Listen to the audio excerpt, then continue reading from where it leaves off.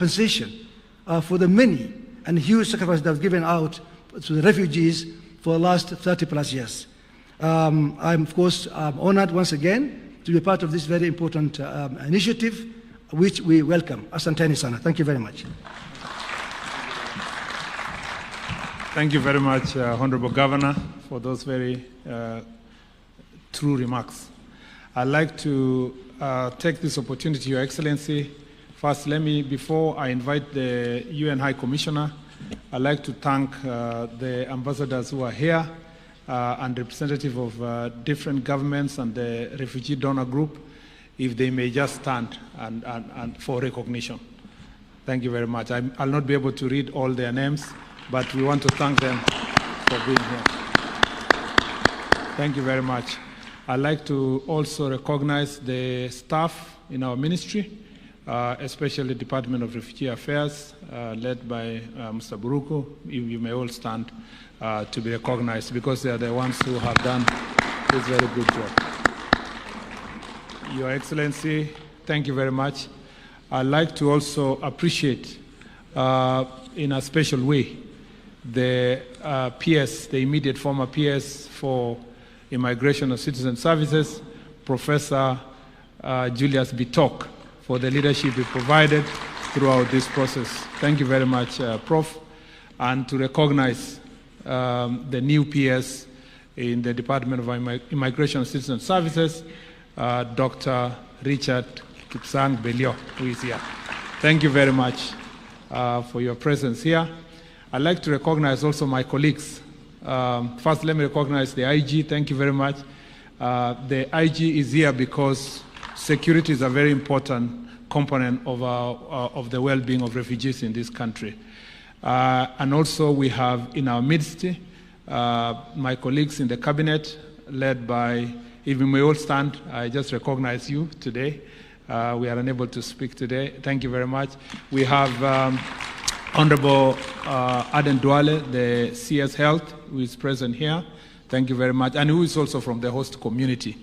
We have Honorable Beatrice Askul, who is the Minister for East Africa, and she is also from the host community. Thank you very much for being here. We have our CS Mudhoni Alice Waome, who is also the CS for housing, lands and housing and public works. Thank you very much for being here. We have our CS for environment, CS and forestry, CS Beatrice Barasa Mlongo. Thank you very much for being here. Not Beatrice, Deborah. I am still in my mind with the Beatrice. And then our able Attorney General, Dorcas Oduor. Thank you very much for being here. It's now my pleasure to invite the UN High Commissioner, Mr. Filippo Grande, who has come all the way from Geneva to be here with us. Let's give him a round of applause.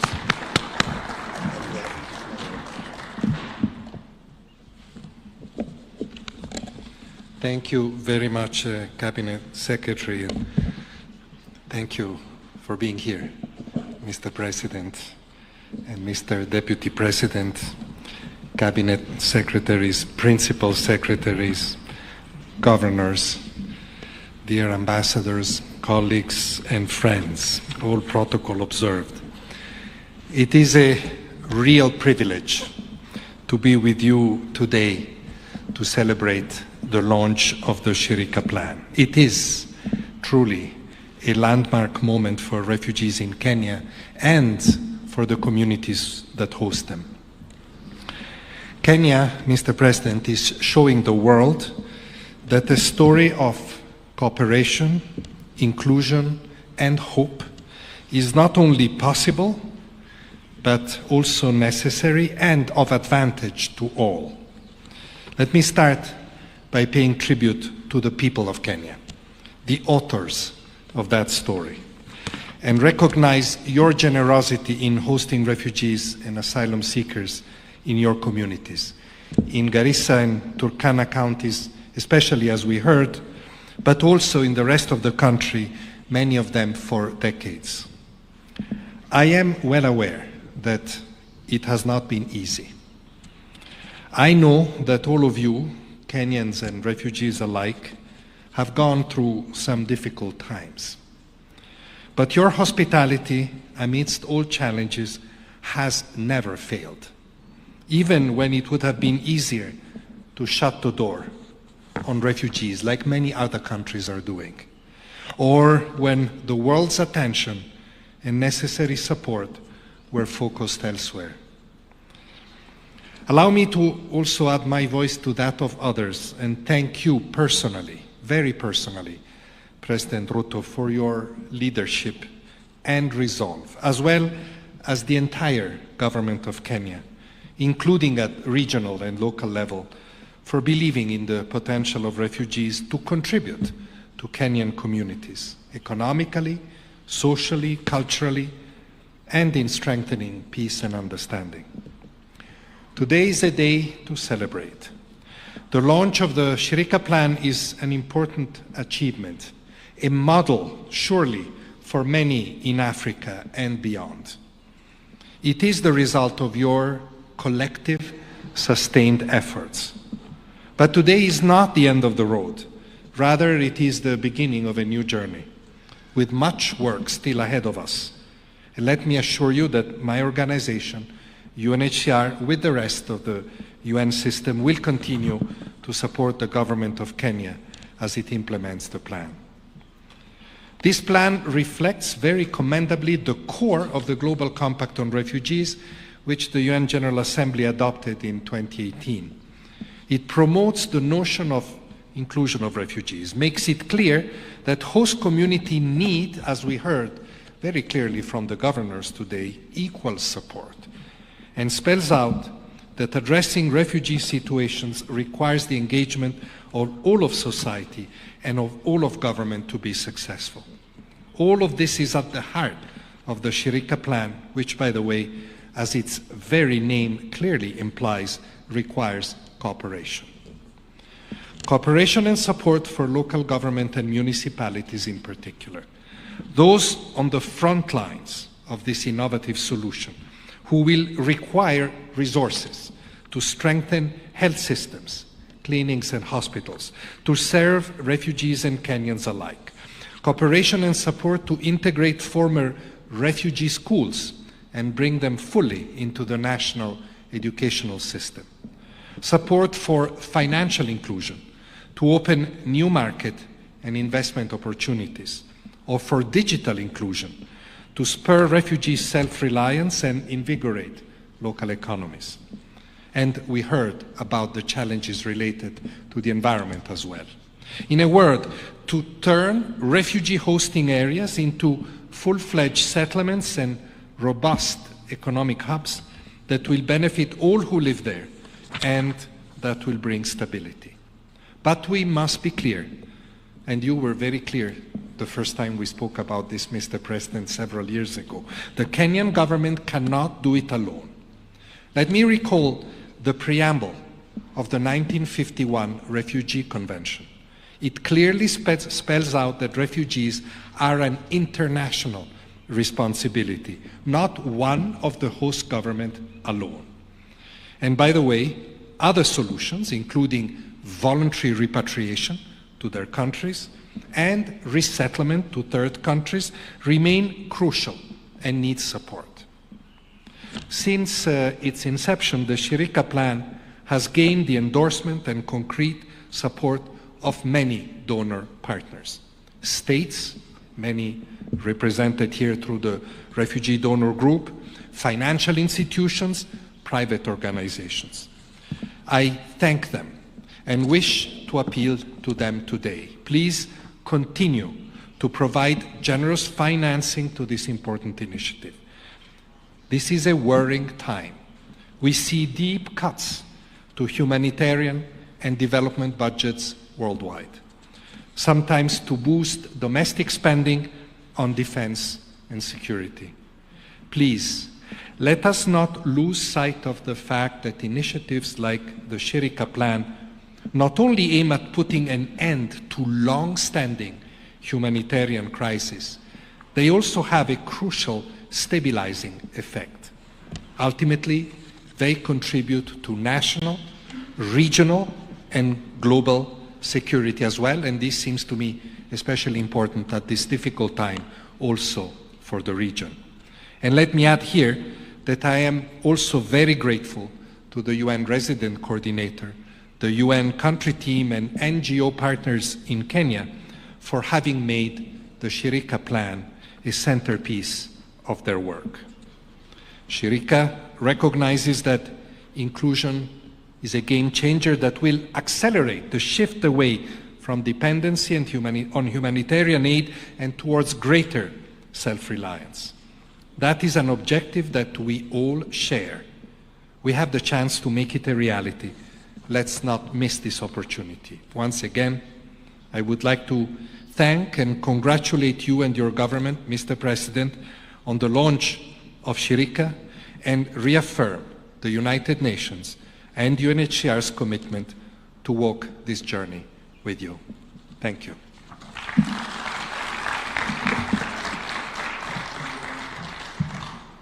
Thank you very much, the High Commissioner. Your Excellency, we also have the presence of the private sector here, and if I may request them to stand. I see the representation from Safaricom, KCB, Equity, and any other private sector representative here. Thank you very much for coming. A round of applause for them. These are very important players in the refugee sector in the subject of inclusion. We also have representatives of the non-governmental organizations and humanitarian organizations working with governments and the refugees. If they are here, please, I know they are. You may stand. We appreciate you. Thank you very much. Your Excellency, before I invite His Excellency, and we have also our PS, I almost forgot the PS for Internal Security and National Administration, Raymond Omolo, thank you, and other senior government officials who are here. Your Excellency, before I invite His Excellency, the Deputy President, let me say just a few things. One is that I appreciate the work that was done before I joined this ministry, as was led then by the Deputy President and PS Bitok in the relevant department to put together this Shirika plan under your direction, Your Excellency. And when I came to office, I was handed over this assignment, and we agreed that it had been a discussion for far too long. It was necessary for us to accelerate the launching of this plan. Your Excellency, we held various consultative meetings with the donor community, with also the private sector. I met the private sector, but also I met the members of parliament and the leaders from the two counties, and I appreciate their input. And as a result, we managed to reduce the size of the document to half of it, to about 40.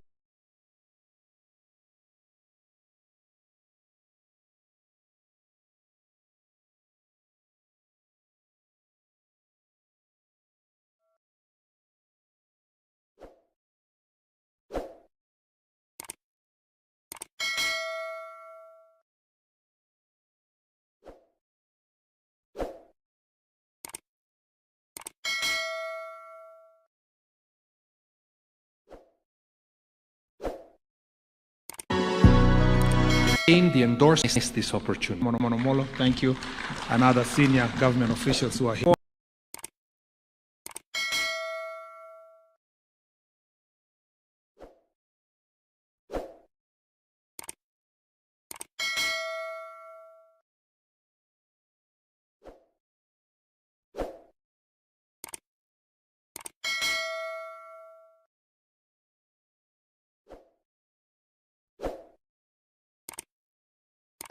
About this.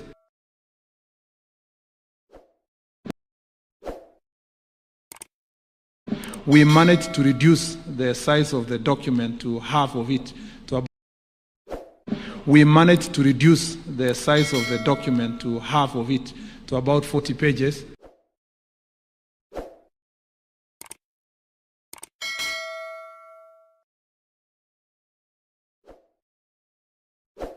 the refugees have been in this country since independence.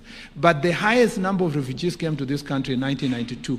We have people who have been in this country, born and bred in this country, for over 33 years, calling Kenya home. And they live in these refugee camps. Already, as we speak, we have done integration on matters of for health. We have done integration in areas that relate to education.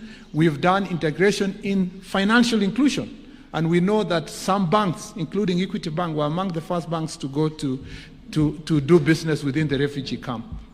So therefore, we are upscaling this process by ensuring that every development that goes on in the refugee camp, we take care of the local community. That is why this document speaks to environmental protection, because there's a complaint from the locals about environmental protection. It speaks to infrastructure, roads, the same way the governor has spoken about roads, to make sure that the development of infrastructure is done. It speaks about health facilities, to make sure that the health facilities that refugees access are equal to the ones that the citizens access, because sometimes there was a feeling that the local community are not accessing equal health care in the region. Therefore, Shirika plan, for avoidance of doubt, is our plan, and it's a very beautiful plan. If fully implemented, Your Excellency, it will make sure that these areas that are hosting the refugees are developed to the level that is required and that is decent for every human being. Your Excellency, I want to thank the development partners, the UNHCR, for working with us. And this plan is not meant to exit the development partners and humanitarian players from the work they do. It is moving what they have been doing from humanitarian to development approach. And through this development approach, there will be meaningful and sustainable development in the country, but also the refugees will be properly utilized, and their potential is going to be properly utilized. Your Excellency, I thank His Excellency the Deputy President for leading this process before. For avoidance of doubt, the Deputy President was my teacher, and one of the subjects he taught me was international humanitarian law. And international humanitarian law includes refugee law. And he taught me very well, Your Excellency, and I'm glad that I have the opportunity to continue the work that he had started, and it's now my greatest honor and pleasure to invite His Excellency Kithure Kindiki, the Deputy President of the Republic, to make a few remarks, and invite you, Your Excellency, to make your remarks. Welcome you, Deputy President. Thank you. Thank you. Your Excellency, President William Ruto, the President of the Republic of Kenya. All the other dignitaries present, all protocols observed. Your Excellency, before I invite you, let me make a disclaimer that this wonderful document that we are launching today was started by my predecessor at Harambee House. So it is not my invention. I found it there, made some input to it together with a team, Professor Bitok and others, and we handed it over to the current Interior Minister. So I thought I should clarify as a sign of intellectual and academic honesty that it is not my invention. Your Excellency, I want to make two remarks before I invite you. The first is that this event provides firm evidence of Kenya's commitment to its obligations under national and international law regarding the protection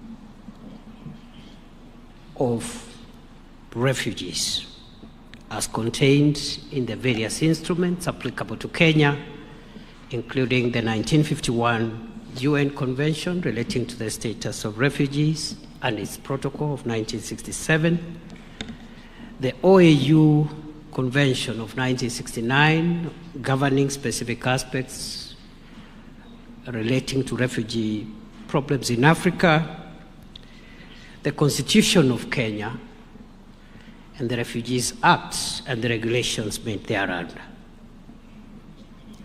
This event is a testament that Kenya is committed to fulfilling its obligations under international law and the law of our country. Secondly and lastly, Your Excellency, is to also say that this event and the launch of this document speaks to a significant and important paradigm shift in several ways. First, a shift from short-term temporary solutions to the enforcement of the rights of people who find themselves away from their home, not because of their own liking, but because of factors that have compelled them to flee for their safety and for their rights and liberty. So it's a paradigm shift from that temporary solution or interventions approach to durable solutions as required by international law and our Constitution, where we are offering durable solutions. It is also a paradigm shift, Your Excellency, from burden shifting to burden sharing. Because as the High Commissioner for Refugees, the UN High Commissioner for Refugees has correctly stated, the issue of refugees is a global problem. It's not a problem of the country of origin of these people or the host country or the donor countries. It is a collective issue of humanity. And therefore, this launch affirms the principle of burden sharing as opposed to burden shifting and shifting blames and responsibilities to different people. It's also a paradigm shift, Your Excellency, in the sense that this event cements the principle that refugees are not necessarily a problem. They are just people who could have experienced problems, but they are not a problem. Many countries have been built with the inputs and ideas of people who necessarily did not originate from those countries. Many inventions, many ideas that have shaped certain societies have been developed by people who have found themselves in other countries other than the countries they were born. And lastly, Your Excellency, this is a paradigm shift in the sense that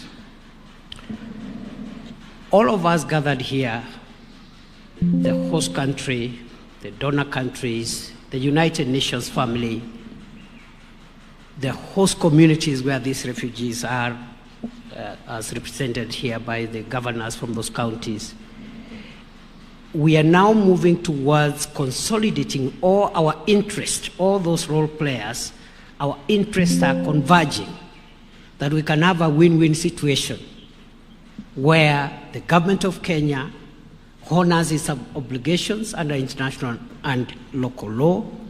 The host communities get benefits as defined in this plan. The donor communities also are able to channel resources to durable solutions. And therefore, this is a win-win situation for all of us. And going forward, therefore, the integration of refugees with those communities, sharing services, sharing the same quality of life that is dignifying for host communities and the refugees is a game changer, and I hope that this will be a good case study of how refugee hosting countries can provide durable solutions, especially in the form of local integration in unique cases like ours, where resettlement to third countries or voluntary repatriation is not feasible. I'll stop there, Your Excellency, because our Deputy President should not speak for too long, and also because I can see in this audience people who are much more well-versed with this subject than myself, both as practitioners, but also academics, including Your Excellency, your National Security Advisor, Dr. Monica Juma. Is one of the foremost authorities, perhaps maybe better than myself, so I will not risk contradicting the academy. With those many remarks, I request that we be upstanding as we invite His Excellency President William Ruto to come and address us. Welcome, Mr. President.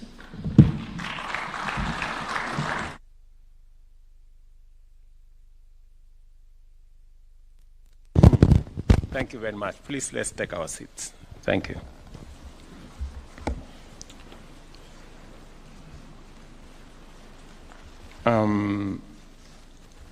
Your Excellencies, distinguished guests, ladies and gentlemen, I am honored to join you for this official launch of Shirika Plan.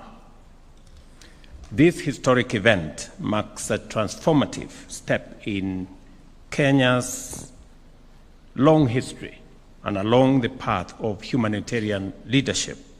And as we advance our capacity to deliver effective, responsive, and durable solutions to give relief and protect the dignity of refugees and asylum seekers. Kenya is a generous and hospitable society. As a tradition, we warmly welcome all visitors, understanding that they arrive in our land by different routes for different reasons. Solidarity with people fleeing their threats to life and freedom is a long-standing tradition that aligns with our society's obligation to receive all people with consideration and empathy. It is not a coincidence, therefore, that our nation hosts more than 800,000 forcibly displaced persons, mostly from East and the Horn of Africa and the Great Lakes region. Even as we observe with concern that global displacement of persons is approaching unprecedented levels, we also clearly appreciate that traditional humanitarian-only approaches are no longer sufficient. Crises have become more acute, protracted, complex, and dynamic.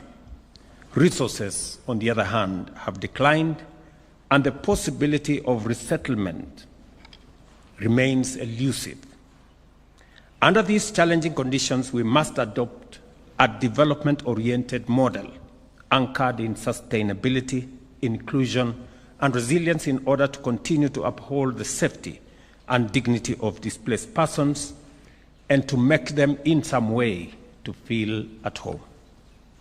Accordingly, the Shirika Plan is our bold, homegrown solution which amplifies the African Union's call for African solutions not only to Africa's problems, but also global challenges as well. As was said here ably by the Minister and by the Deputy President, we can confidently say this is a Kenyan invention.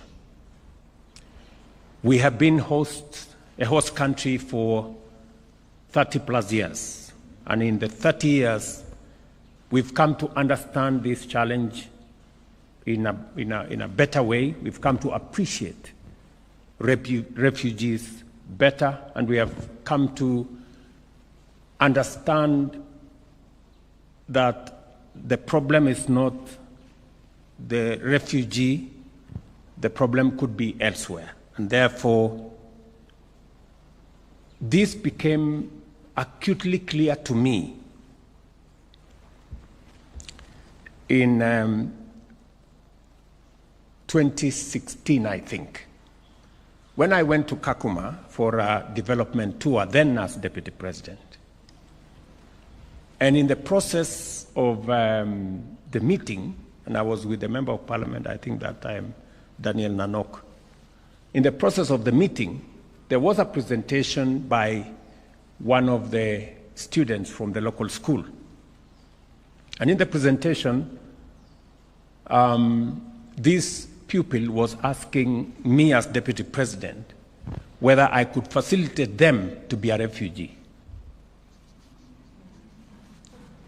And the reason is that the school in the refugee camp was better than the school that this pupil was attending. And it came to me as a sharp realization that there was a problem. And it is then that we began as Government of Kenya to rethink the relationship between refugees and the host communities. Because of the difference in terms of access to health, access to education, access to social services, the stark difference between the host communities and the refugees, there was an emerging tension between the host communities and the refugees.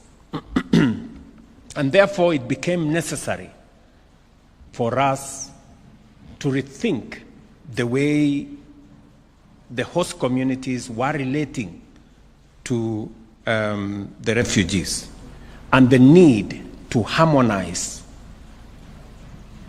that relationship by harmonizing the conditions that the refugees lived in with the conditions that the host communities were experiencing. And this plan is a response by the government of Kenya on how we can translate refugees and the host community's relationship into a win-win relationship, a one that benefits the host community and recognizes the host community's solidarity with the refugees, the host community's sharing of their space with the refugees, but also working in a manner that the social and other facilities that were available to the refugees also should be made available to the host communities. The plan's strategy to transform refugee camps into integrated settlements gives inclusion a new expression by promoting the creation of opportunity in a manner that intentionally benefits refugees and host communities in the same way. In so doing, it recognizes the indispensable role of host communities, a number of which have provided exemplary compassion, patiently and generously extended hospitality for over 35 years. And this plan, therefore, places the host communities at the heart of this refugee plan. because minus the host communities, it becomes realistically impossible for us as a government to discharge our international obligation to refugees. This plan also sets out the government's strategy to guide reform to policy and regulatory frameworks, including the Refugee Act of 2021, the adoption of the Comprehensive Refugee Response Framework, the inclusion of refugees in county development plans, and their integration into public education, healthcare, and financial systems. It became obvious to us that containing refugees in camps, people who could, many of them could possibly have ideas, they are knowledgeable, people who could deploy their energy, expertise, and resource into the development of the country was not the best way to relate with the refugees. And therefore, it became necessary for us to rethink the place of refugees in our society and contextualize it with host communities.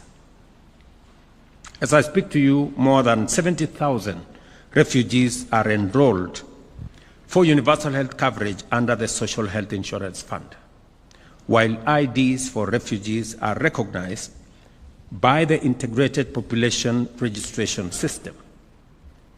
Partnerships such as International Finance Corporation, Kenya Commercial Bank, and Swedish International Development Agency guarantees funds are catalyzed their financial inclusion and engagement in entrepreneurship and job creation. And I must thank these agencies for making it possible for refugees to be part of our financial system, and to thank the private sector, including our banks, for participating. Equally important, there is undeniable progress with respect to key enablers of inclusion, which include the recognition of the refugees' IDs in SIM card registration and banking, the development of refugees' database, which is interoperable with government systems, and strengthening local governance through the elevation of Dadaab and Kakuma Kalolbeye camps as communities into special municipalities. And these we have worked with governors from that region, and I must commend them and the leadership in those areas for making it possible for us to work as government in a manner that carries on board the thoughts, the concerns of host communities and the county governments in those areas. The concerns that have been raised are legitimate because these are concerns that have been experienced over many years. This plan attempts to respond to some of the concerns the communities have been experiencing or have raised over the years. It was untenable to continue the relationship the way it was, and therefore this plan attempts to rethink. And we think this plan is not just a Kenyan invention. Once we roll out with the support of all the partners that have been working with us, including the international community, and I'm very happy Filippo is here to put his sign of approval from the UN community, that we could look at this template as being the relationship going into the future with host communities and refugees, not just in Kenya, not just in our region, but also globally. This is not to say that we must make it, the norm for people to export others from their countries as refugees. I think that's not what we are saying. And in fact, as a country, we are deploying all the assets that we have to contain instability in different parts of our region. Just this morning, I have sent the Honorable Raila Odinga, our former Prime Minister, to South Sudan because there is a situation that could lead to export of more refugees from that country unless it is contained. We are engaged currently on the situation in DRC. We have a robust conversation on containing the situation in Sudan. So we are doing what we can as Kenya, working with partners and regional mechanisms to see to it that we contain situations that could lead to people seeking asylum and leaving their countries because of instability and other challenges that countries face. So we are actively making sure that we do what we can to make sure that we have less and less refugees and asylum seekers by participating in interventions that help countries manage their affairs better. I must also say that as champion of the Africa Union reform, of our Africa Union family, we are also looking at how we can better stabilize our region, how we can deploy resources in our continent to stabilize this continent, because unless we stabilize this continent, any meaningful activity, any progress is undermined, and we become a place of displaced people and refugees and asylum seekers. And we are currently looking at our peace and security architecture of the Africa Union so that we can find a link and connection to the international community. And I'm very happy that we've already made the first step, that Africa Union peace initiatives will now be funded as agreed by the UN by United Nations assessed contribution, making Africa Union interventions better resourced for us to take, better control of interventions in our region, rather than waiting long for some of the UN interventions to come into place. So, apart from thinking about the refugees we have and how we can integrate them into the development of our country, we are also actively working on how to make sure that we reduce on people seeking asylum where we can, and people being exported as refugees.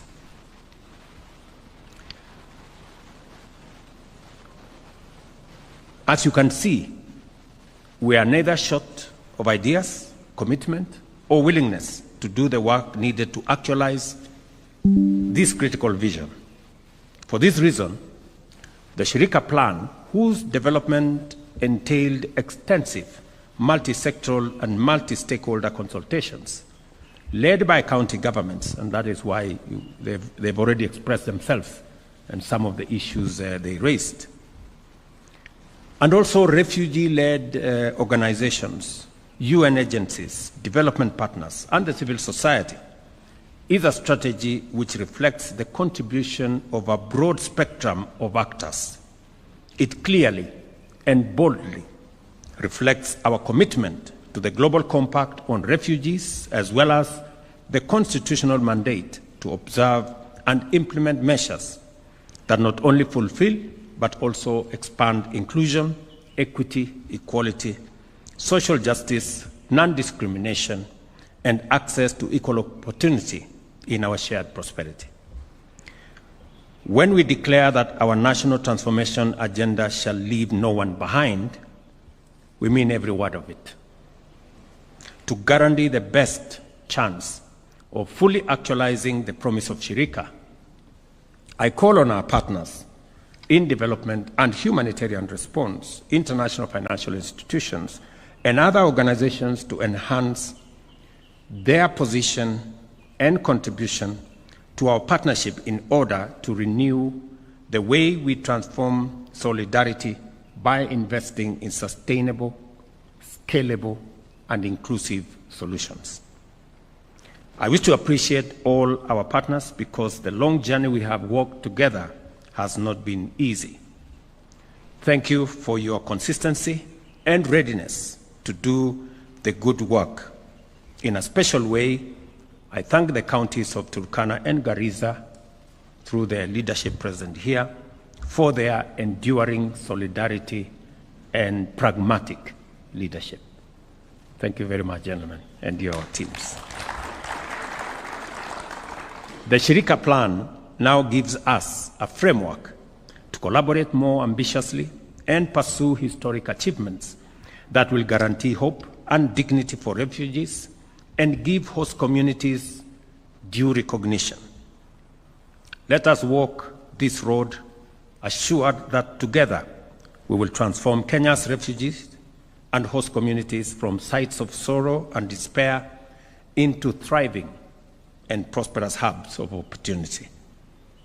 Ladies and gentlemen, I now declare the Shirika plan officially launched, and I thank you very much for your attention, and God bless you. Thank you, Your Excellency. A round of applause for His Excellency one more time. With your permission, Your Excellency, I'll request that we hand over the Shirika plan to a few individuals. May I request that we take our seats, please, as we leave His Excellency on the podium. And first to receive a copy of the Shirika plan is His Excellency, the Deputy President. If we can have the PS to hand over to His Excellency to hand over a copy to the Deputy President. The next copy will be handed over to the CS Interior.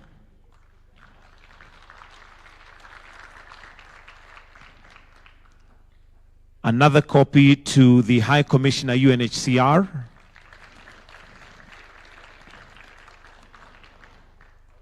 Another copy to the Chair Donor Group.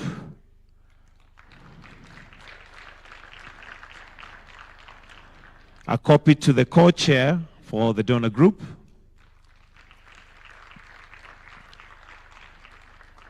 And one more copy to the Commissioner Refugee, and that is Mr. Burugu.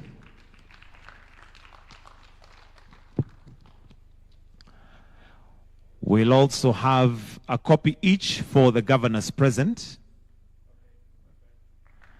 Governor Turkana and Governor Garissa.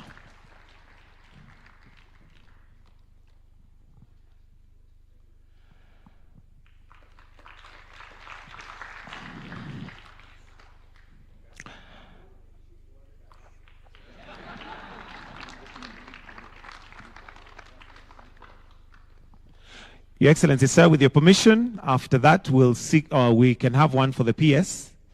PS, Bellew is already there. So, and one for His Excellency. Your Excellency, before you leave, just a quick indulgence for a photo opportunity, kindly. So let's have His Excellency, the Deputy President, to join the President, together with the UNHCR High Commissioner.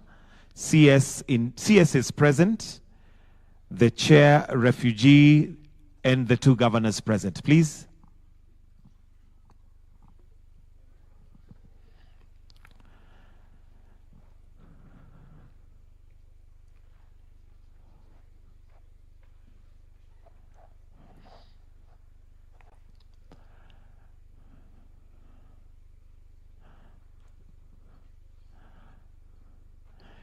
So the next vote, once that is done, we'll request that the CS's exit except the CS Interior, and we'll invite all ambassadors present.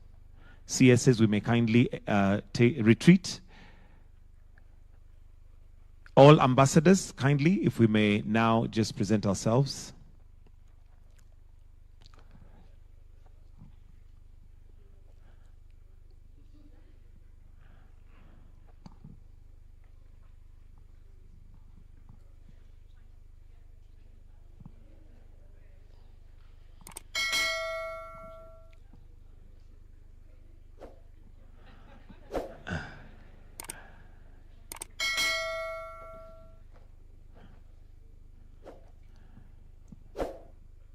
and all ambassadors can exit. Then we'll, the last exposure, Shirikisha Joint Secretariat.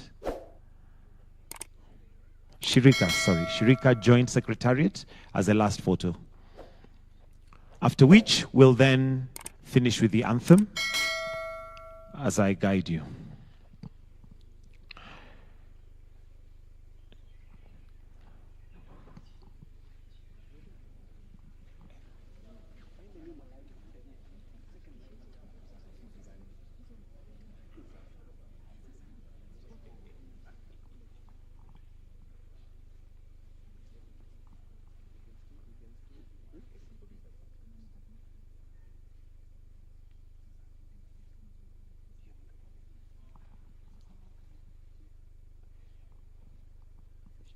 Thank you, Your Excellency. And with that now, I'll request that we all be upstanding as we are going to finish with the national anthem.